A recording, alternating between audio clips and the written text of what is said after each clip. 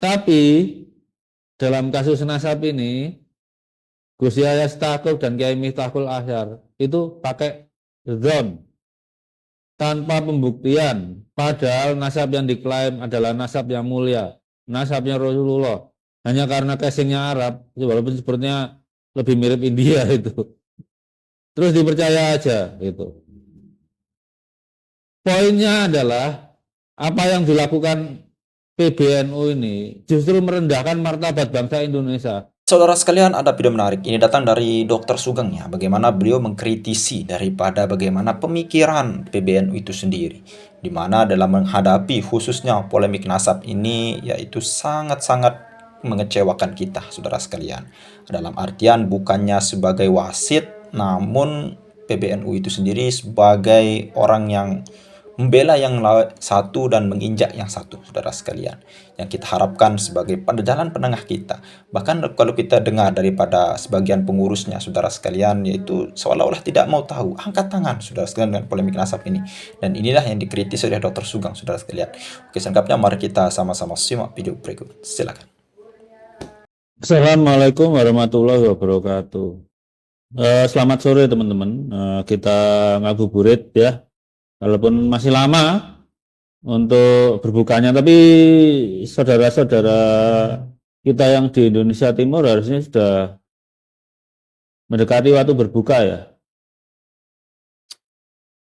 Hari ini kita buat pertanyaan. NU apakah masih NU? Gitu. Ya kan? Dulu kita ingat ketika Nabi mendeklarasikan kerasulannya, kalau sekedar Nabian nggak perlu deklarasi ya. Tapi kalau jadi Rasul itu kan harus deklarasi. Deklarasi itu kan bentuk klaim, ya. Mengaku sebagai apa gitu.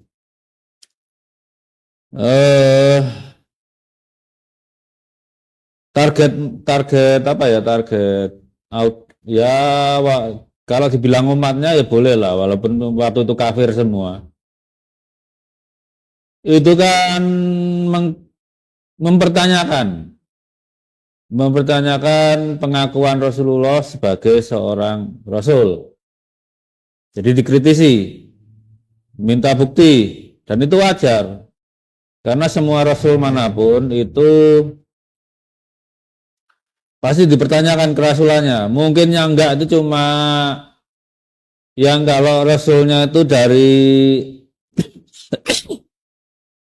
ayah, anak, cucu, cicit gitu ya. Kan dalam sejarahnya yang berurutan itu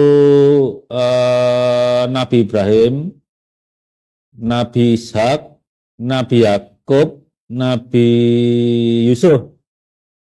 Kemungkinan Nabi Ishak, Yakub, Yusuf itu nggak dipertanyakan kerasulannya. Termasuk juga Nabi Ismail juga nggak dipertanyakan. Karena bapaknya seorang Rasul gitu kan. Tapi khusus Nabi Muhammad, di mana jaraknya dengan Nabi Arab sebelumnya jauh banget, dan beda nasab, beda haplogrup bisa jadi itu, yaitu Nabi Syuaib. Kemudian juga dengan moyangnya sendiri Nabi Ismail itu kira-kira bedanya kan antara 2000 sampai 3000 tahun tuh. Makanya Rasulullah melarang mencatatkan nasabnya walaupun Rasulullah itu tahu kalau baginda itu bernasab ke Nabi Ismail, tapi antara Sayyid Adnan sampai Nabi Ismail itu Rasulullah sudah ragu, sudah nggak yakin namanya lengkap gitu. Nah dalam perkara kenabian ini, kerasulan maksudnya, itu Rasulullah tahu bahwa setiap klaim, setiap pengakuan itu harus dibuktikan. Cuma kan Rasul itu klaim yang luar biasa gitu loh. Pekerjaan yang karena bimbing manusia sedunia, walaupun waktu itu nggak mungkin sampai ke ujung dunia, umurnya juga terbatas kan. Pasti dilanjutkan umat setelahnya lah. Itu pekerjaan yang luar biasa gitu. Apalagi tidak terletak di pusat peradaban. Ya Rasulullah mau nggak mau harus ngambil kewajiban membuktikan itu. Dan yang bisa dilakukan oleh baginda apa? Berdoa. Karena yang bisa membuktikan itu cuma Allah gitu. Allah yang memerintahkan untuk bekerja sebagai Rasul. Allah pula yang membuktikan. Kayak kita lah, kayak saya lah. Saya ngerti biologi dan DNA dari mana? Paling dari tempat kerja, apa kalian tahu ada saya punya kartu pegawai, atau dari alma mater saya diberi jasa transkrip. Demikian juga karena Rasulullah itu SK-nya sebagai Rasul dari Allah, pembuktiannya ya otomatis dari Allah. Cuma Rasul sebagai manusia kan mengambil beban pembuktian, mekanisme pembuktiannya oleh Allah gitu loh. Jadi ya Allah memberikan pembuktian fenomena bulan terbelah. Kalau saya bilang sih itu fenomena optik ya. Tapi yang penting di mata pengklaimnya itu bulannya kelihatan terbelah. Mekanismenya gimana terserah Allah itu. Namanya juga Maha Kuasa gitu kan. Itu jadi pada masa itu klaim Rasul itu pembuktiannya diambil bebannya Allah Rasul, walaupun yang melakukan ya Allah sendiri dengan mungkin entah malaikat terlibat mana atau bulan diperintahkan, namanya juga Maha Kuasa. Nah itu pembuktian itu. Kemudian apa ya, awal puasa, awal Syawal, kita menerima kan, walaupun itu bukan klaim ya, untuk menentukannya kita perlu bukti. Kalau dengan, saya cenderung dengan hisab ya, karena hisab itu regresi dari Ru'yatul Hilal.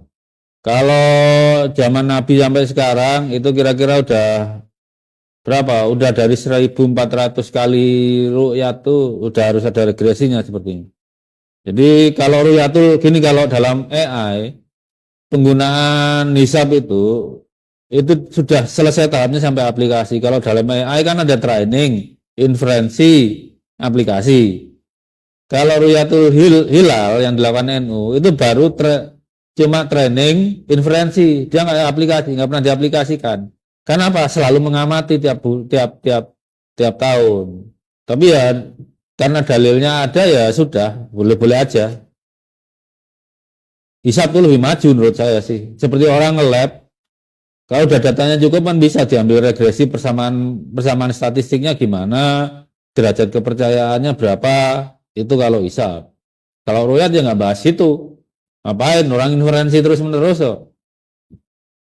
Nah, tapi yang poinnya adalah kita menerima kebenaran satu Ramadan, satu Syawal, itu harus ada buktinya. Baik buktinya kalkulasi, berarti kalau kalkulasi kan ada data awalnya, atau buktinya lihat langsung seperti Ru'yatul Hilal itu. Nah, sekarang kalau tentang nasab, nah ini aneh.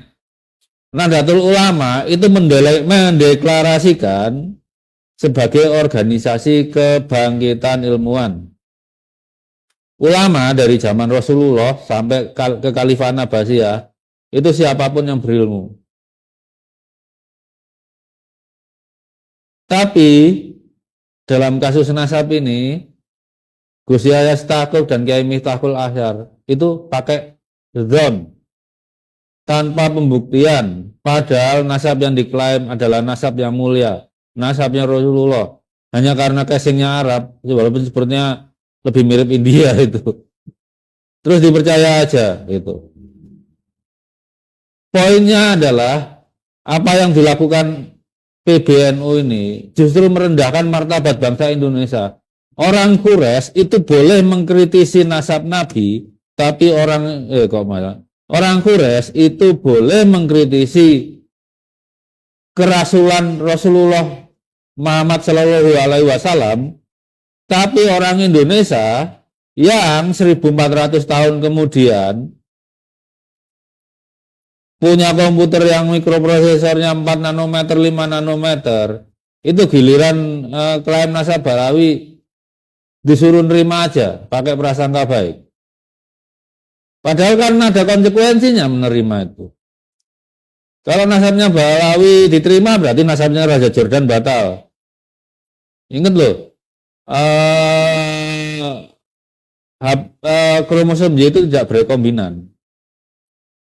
Seluruh keturunan Imam Ali harus berada pada haplogrup yang sama, yang haplogrupnya itu umurnya 1400 tahun yang lalu. Seluruh keturunan Nabi Ibrahim harus berada pada haplogrup yang sama, dan umur haplogrupnya kira-kira ya, kira-kira itu antara 4000 berapa? 4300 sampai 5700 lah. Itu range-nya. Tergantung laju mutasi yang dipakai. Jadi kita pakai nilai tengah 5000 lah. Jadi seluruh keturunan Nabi Ibrahim itu berada pada haplogrup yang sama, yang umurnya 5000 tahun yang lalu. Kemudian keturunan Imam Ali pakai haplogrup yang sama, keturunan Imam Ali berada di haplogrup yang sama yang umurnya 1400 tahun yang lalu. Ingat, haplogrup itu menunjukkan cabangnya di mana, umurnya berapa. Makanya kalau ada keturunan Nabi Adam haplogrupnya beda-beda, itu pertanyaan goblok itu. Haplogrup itu ada cabangnya mana, umurnya berapa. Itu yang seperti itu bukti pendidikan NU seperti itu. Keturunan Nabi Adam haplogrupnya beda-beda. Itu pasti orang NU tuh. Muhammadiyah nggak bakalan kayak gitu.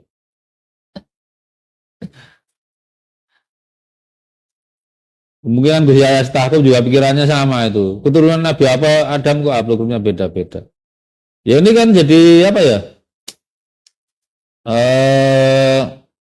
Namanya Nahdlatul Ulama, kebangkitan ilmuwan, tapi tidak mengedepankan ilmu. Bahkan menurut saya sudah tahap melecehkan bangsa sendiri. Ketika orang Quraisy itu mempertanyakan kerasulan boleh, orang Indonesia mempertanyakan nasab nggak boleh itu.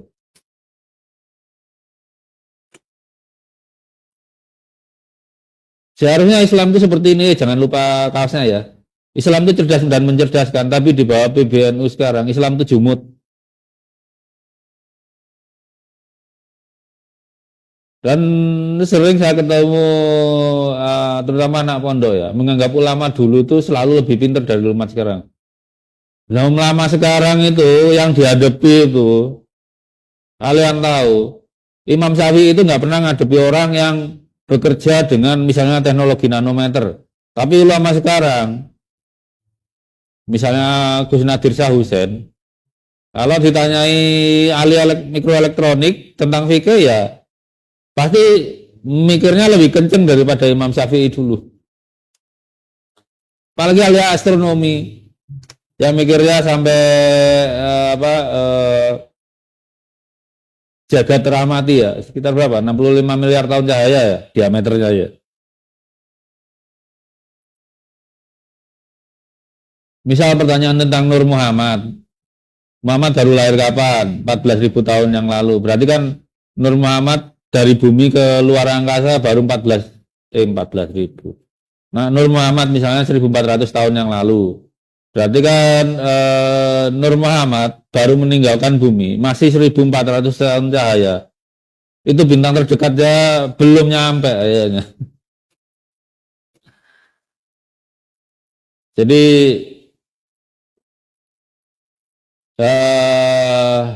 kalau saya lihat PBNU sekarang itu bukan dewan yang isinya ulama, tapi sekumpulan anak kiai. Coba lihat, mereka tuh bapaknya pasti kiai. Feodal parah itu.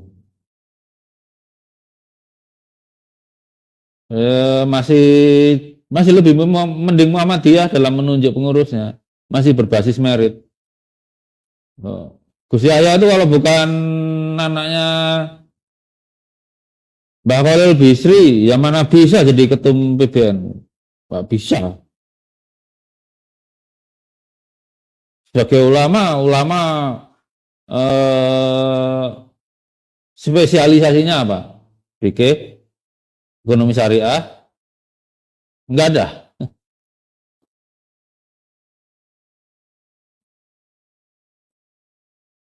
Sama itu Farul Rosi juga nggak jelas itu, sekolahnya aja ya pokoknya lulus. Ya segitu aja. Silahkan dilanjutkan ngabuburit dengan yang lain. Jangan lupa dukung channel ini. Oh ya, nanti dari sekian banyak pertanyaan mungkin saya akan nulis QA ya. Nanti terbitkan nanti di mana itu yang enteng aja.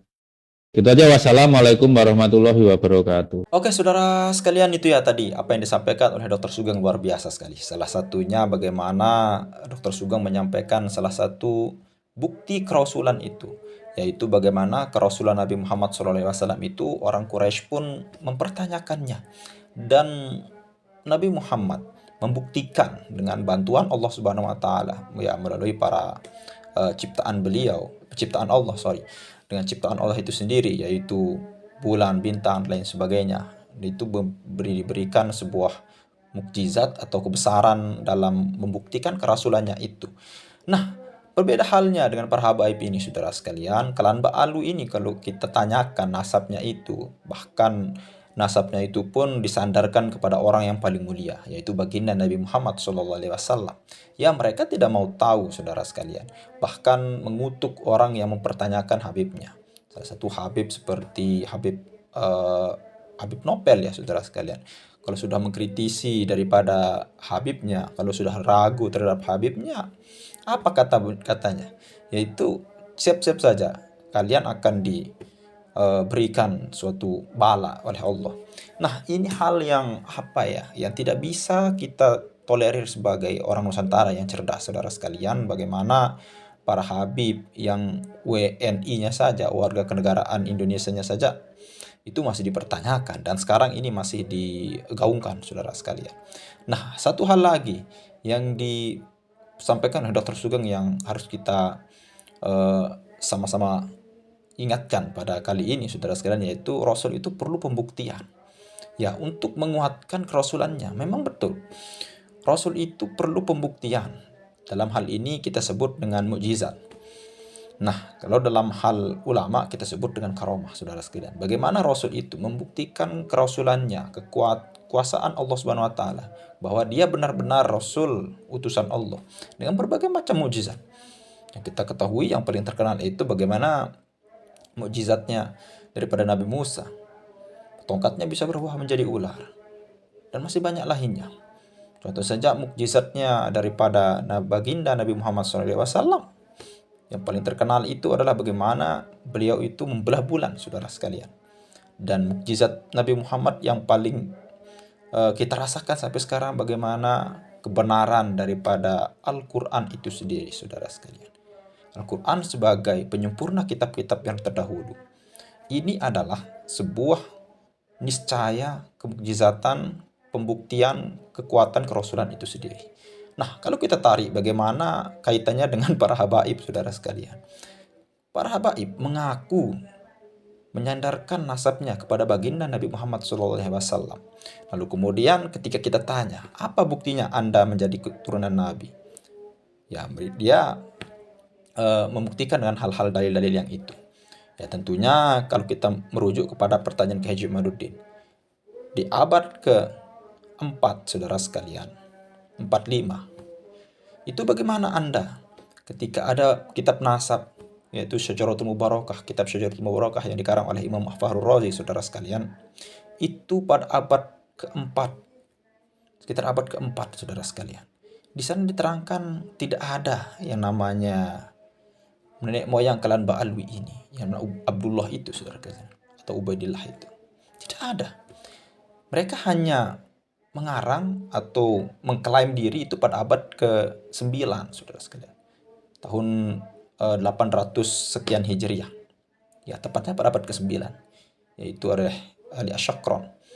Disitulah tempatnya. Dan Hanif Al-Attas menemukan ratusan kitab yang mengklaim kesahihan nasab Ba'alu ini, saudara sekalian. Lalu kemudian kita kalau Ki Haji Imaduddin itu baca, ternyata kitab yang ratusan banyaknya itu tidak ada yang di bawah abad ke-8, saudara sekalian. Nah, ini membuktikan bahwasanya mereka tidak mampu untuk membuktikan, saudara sekalian, nasabnya itu benar-benar nyambung kepada baginda Nabi tentunya. Ya, kita terlepas daripada hal itu, saudara sekalian. Kalau kita berbicara masalah argumen, kita masih banyak retorika kita berbicara. Tapi ingat satu hal yang tidak bisa dibohongi dalam tubuh kita, yaitu DNA kita. Sel-sel di dalam tubuh kita itu tidak bisa bohong, saudara sekalian. Bagian atom di dalam tubuh kita itu tidak bisa dibohongi. Tes DNA, saudara sekalian. Dulu kita lihat Rizik Syihab mencanangkan tes DNA itu. Mana siapa yang mengaku Habib harus dites DNA, sehingga DNA Nabi kemana dia kemana. Ini kata Rizik Syihab, imam besarnya para habaib, saudara sekalian, dan para muhibbin. Namun kalau kita lihat sekarang, waktu yang tepat untuk tes DNA, Dr. Sugeng, saudara sekalian, ini Dr. Sugeng yang paling ditakuti. Ketika para habaib disebutkan tes DNA, mereka berlomba-lomba mengharamkan tes DNA itu. Haram katanya. Salah satunya Habib Hanifah Alatas, saudara sekalian. Dan ada salah satu Habib, Habib Arsal Al-Habsyi, yang ya kita bilang gentleman lah. Nah, ini ada Habib yang baik. Lalu kemudian tes DNA. Apa yang terjadi, saudara sekalian? Ketika itu haplogrupnya tidak mencerminkan daripada baginda Nabi, yaitu J1, saudara sekalian. Kalau tidak salah haplogrupnya M ya. Bukan daripada keturunan Nabi. Bahkan Nabi Ibrahim pun tidak, saudara sekalian. Dan apa yang dia katakan, saudara sekalian, ternyata semua Habib itu sama saja. Dia mengelak. Ini belum final katanya. Padahal ini sudah final. Ini sudah haplogrupnya itu sudah keluar, saudara sekalian. Ya begitulah, saudara sekalian. Mari kita jaga anak-anak kita. Jangan sampai salah tempatnya berguru, saudara sekalian. Sehingga dia lebih mencintai orang lain daripada orang tuanya. Ingat, yang boleh kita cintai, lebih kita cintai daripada orang tua kita itu, saudara sekalian, itu adalah baginda Nabi Muhammad SAW. Dan sekarang baginda sudah wafat meninggalkan kita. Sekarang orang yang paling tepat untuk kita berbakti adalah kedua orang tua kita. Ya mungkin hanya itu saja yang bisa kita sampaikan. Mudah-mudahan video ini bermanfaat. Dan PBNU mudah-mudahan lekas sembuh dari ketidur panjangannya daripada doktrin para habaib, saudara sekalian. Ya mungkin hanya itu saja yang bisa kita sampaikan. Sekian, assalamualaikum warahmatullahi wabarakatuh.